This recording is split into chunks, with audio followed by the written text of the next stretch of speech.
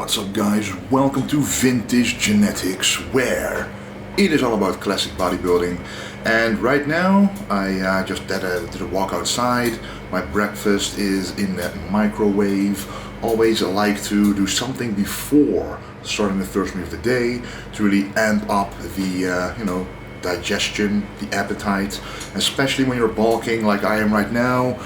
Obviously people are eating a lot more than me, but for me it isn't always very easy to feel very hungry every single meal. So if you want to improve that, doing a lot of activities throughout the day definitely does help, not only with appetite but also with digestion, as I said. So let me show you the breakfast that I have in the microwave. Okay, so this is basically what came out of the microwave. This is a mixture of oatmeal and the old school grits. Those Ronnie Coleman grits, they are made from corn. So normally I like to do cream of rice or rice flakes or just oatmeal, but I always like to mix things up. And this one I still had from the USA, still was in the closet, didn't realize I had it, so I'm gonna try it out. Mixing it with the oatmeal allows it to be cooked faster, and it just gives it a different texture, so half oatmeal, half grits. Alright, now I added the protein powder and some blueberries. Always like to add a portion of fruit in the morning. Blueberries just go very well with a meal like this. And obviously the protein powder, vanilla flavor, always goes with any kind of meal you want to make. And the exact protein powder is this one, my own Gladiator Pro Sports Whey Isolate. And if you look at the back, it's important to know that there's a lot of protein in there. And as you can see, the amount of protein in there is quite high, at least 91 grams of protein per 100 grams, which means there's very little fats and almost no carbs in here, just the protein. And one tip, if you want to mix the oatmeal up perfectly every single time, also when putting it in the microwave, use a whisker. So in the microwave, I put it in 5 minutes, whisk it around, put it again for 5 minutes, and it's done. Perfectly mixed. Sometimes it gets a little lumpy if you put it in the microwave for too long. So if you just use this and then mix it up like this again, it'll be mixed perfectly like that. But I do need to hold the bowl, as you can see, because if I don't, it's gonna turn around. So let me mix it up.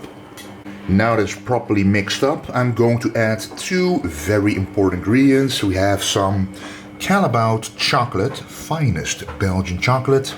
The 80% is for how many cacao solids are in there. So it's a dark chocolate, but it has been actually produced in a special way.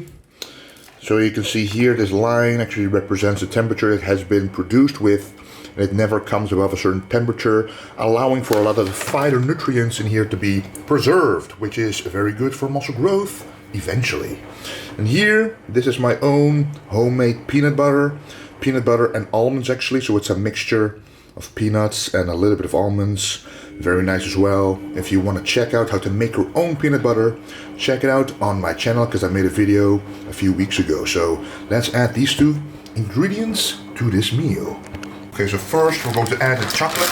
20 grams of this chocolate in there. See, it's almost empty, unfortunately. Just like that, put in 20 grams all over the place. And the meal is nice and warm, so it melts all over. And then you remove this off the scale, put the peanut butter on, because that way you know how much peanut butter you actually take out. You use a spoon, go up until you reach about 20 grams again. Then you just put it in here, and that's going to make a lot of noise. So I'm just going to show you the end result. Alright, so this is the end result. As you can see, we have some Callebaut drops right there. We have the peanut butter, obviously the grits, the blueberries, the oatmeal, and also we have a kiwi. And I put the skin on here, actually removed the hard pieces.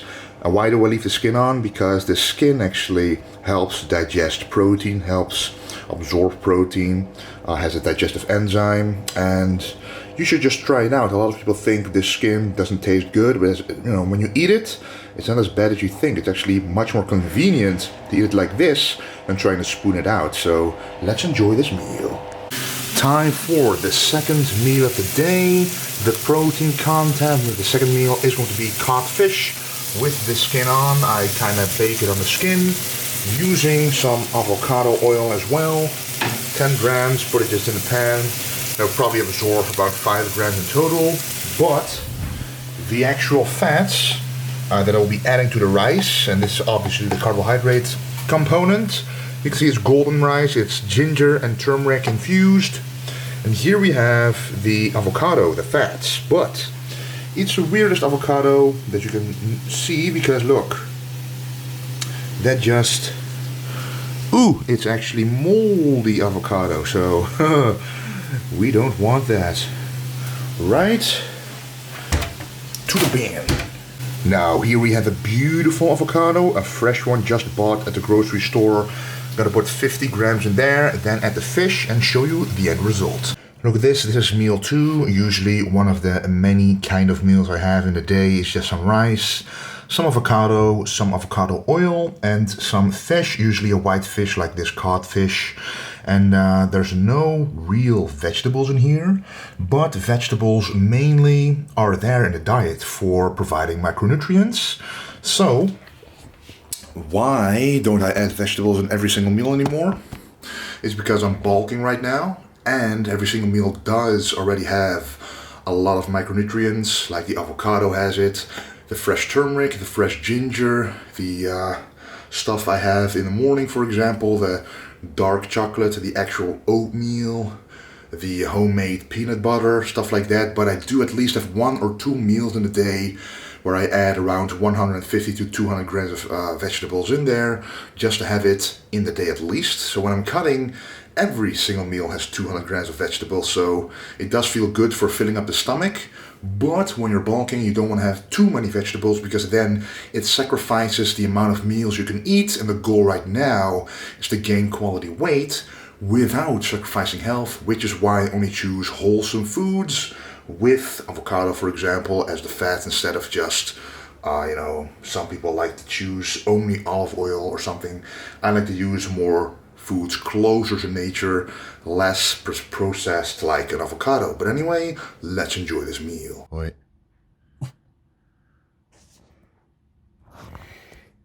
All right, I'm going to do some vacuum exercises, and Bobby is going to be the instructor.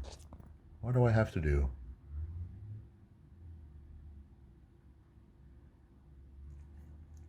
Oh.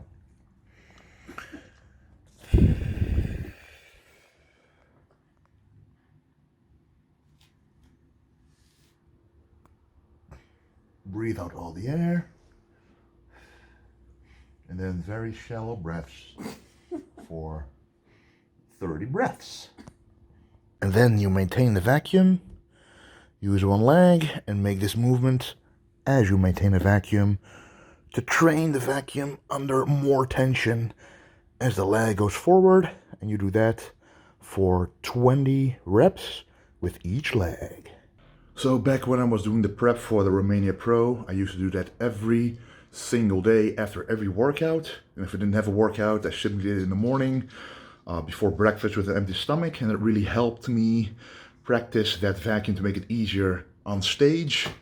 And right now I like to do it because, you're usually a little more full and you feel a bit more bloated when you eat that much food. So practicing holding in the stomach is very important when you eat more food in the off season, and it makes it easier later on when you're cutting again to make that vacuum look even more incredible. All right, I'm going to be knocking out again one of these meals, meal number 3, 250 grams of codfish with the avocado oil. But this time I knocked out some new rice in this giant rice cooker because the previous rice cooker pretty much exploded, so now we needed a new one. And I did this. This is just actually parboiled rice. This is the exact one that I'm using. Parboiled means it's already pre-steamed or a little bit of boiled, so it's a very dry grain, rice grain. So if you do this, well, if you can actually see it, you can see that it's individual grains, which is amazing. What I also put in here, you can see it here a little bit, is vegetable stock. So it adds some salt, some flavor to it, and obviously the yellow color is from the turmeric. So let's put this in a plate and see what it looks like. So here's the final meal. We have the codfish, kind of fell apart, but that's because it was cooked in a sous vide machine, which means for an hour at the perfect temperature. Then I just fry it off to get the fried skin in the pan. We've got some avocado, 50 grams again, and the rice. This is about 120 grams of rice that was dry, now of course cooked. And the nice thing about a rice cooker is that you can make it multiple times. So for the whole day, I have my rice ready. Only need to add the protein, the fats, and the vegetables whenever I do add them. So let's enjoy this meal and see what's next. A bell pepper. Alright, the fourth meal of the day will consist of fries, and a lot of people view this as a cheat meal, but in fact it's just potatoes with a little bit of oil. And normally if you bake potatoes, that's the exact same thing. You have to look at the type of fries though, because obviously if you go to McDonald's or any fast food chain, you will get fries with at least 10 grams of fat in there, if not more, and here's only 3 grams as you can see, which limits the calories. But when I'm cutting, I would go for just regular sweet potatoes, but now I'm bulking. Having something like this doesn't really matter, and you can view it. It tastes like a cheat meal, but it is a healthy meal. And we have the Brussels sprouts here as the vegetables. There is 350 grams in here, probably gonna have 200 grams at least. And the protein is going to be 300 grams of salmon. As you can see, with the skin on, this is vacuum sealed. This was frozen from the freezer, and I'm just gonna warm it up in this sous vide machine to the exact perfect temperature. So within 10 minutes this will be at this exact temperature, and then I'll be frying it off in the pan. Would you look at this, guys? We have perfectly baked salmon, first cooked in the sous vide machine as you saw. Then we have the Brussels sprouts, around 200 grams. And then we have about 500 grams of these fries, potato fries, with a little bit of oil in there as well already. So the salmon is a Nordic salmon, so this is quite a calorie-rich meal. And all the calories and macronutrients and total calories you can find in the description below. I just put some salt in here. Gonna put some 0-calorie sauce like ketchup and mayonnaise on here as well. But anyway, for now, let's enjoy. Okay guys, time for the last meal of the day. Usually, especially on a rest day, this meal is different from all the other structured meals. So the first 4 to 5 meals of the day are just standard meals. They are always the same. They never really change. You know, apart from, instead of rice, cream of rice, I have some grits, for example, but that's it. So on the last meal, I sometimes like to change, but only change and choose between healthy options. So let me just show you what I'm making. So right here, I have some bell peppers in the pan. Put some palm spray in there, and bell peppers really go well with some eggs. Now, the kind of eggs I like to buy are in the Netherlands. You have this sign, this logo, this label stands for Better Life. And 3 stars is the highest amount of stars, which means that the chickens get to live their whole life, just regular chickens, and then they simply grab the eggs. Now, these are omega-3 chickens, omega-3 eggs. They have 2 stars, as you can see. Still quite good, not as good as these, so I always pick these, but I pick these especially for the omega-3 content. So I pick instead 7 eggs tonight, 5 of these, 2 of these, combining them into the pan, and next to that I'll have some of these crackers, or you know, whatever you want to call them. They're very fibrous, so I'll have fibers in there, and we're gonna put my own peanut butter on there. I don't like to have only proteins and fats without the fiber in before going to bed. So the fats is quite high in this meal, as you can see in the macros in a minute. So I also want to have some fibers in here for better digestion And the more calories you eat, the more fibers that you need to properly, get rid of toxins, make sure to eliminate the food very well. And I have to say, every single day it has been very consistent. So I'm also going to be putting some avocado with the egg for even more healthy fats. So let me show you the end result. Alright, I just wanted to show you guys this. These orange eggs, these egg yolks, are from the omega-3 eggs. And these yellow ones are from the Kipster eggs, aka these blue ones. So what they do, and I always said this, the orange egg yolks are more healthy, they contain more vitamin A, more of the healthy stuff, but sometimes you have to combine the healthy yolks, if you can, with yolks like this, if this stands for having a very responsible purchase for those chickens, because if you only can get these orange ones, but they have horrible conditions they live in, it's still not going to be a good egg. So in my opinion, if you get if you can get this orange one and the chicken lives very well, you have the best package 2-in-1, but I like to combine the two of them. But just remember, the orange one contains the most beneficial nutrients for a bodybuilder, pretty much anyone. So the deeper the color is, the better it is. Alrighty, this is the final meal. We have the 7 eggs, as you can see. I put a little bit of cheese in there, just about 20 grams, just to make it a little bit more tasty. It was about 30 plus cheese. In the Netherlands, that means around 25 to 30 grams of fat per 100 grams, so it's not that much. Also, around 20 to 25 grams of protein per 100 grams, so that cheese is pretty awesome. Here you have the avocado, some bell peppers, put some salt on here.